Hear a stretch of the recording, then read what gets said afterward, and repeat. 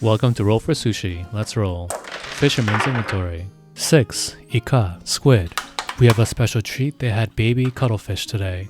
It's already been deboned and depeaked. Sushi polymorph. 9. Inari Sushi. These are fried tofu pouches named after the fox deity. It has a chewy texture and we're going to fill our sushi rice into these pouches.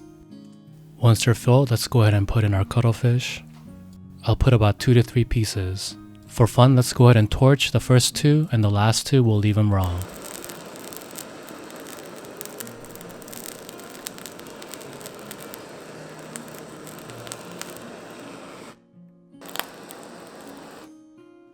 Mercers.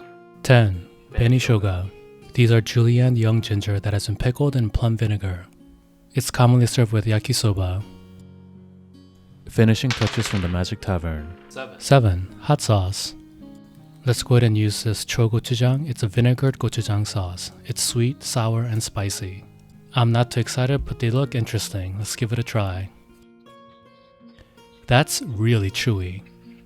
The torching actually made it even more chewy, and it took me a good minute to chew that first one.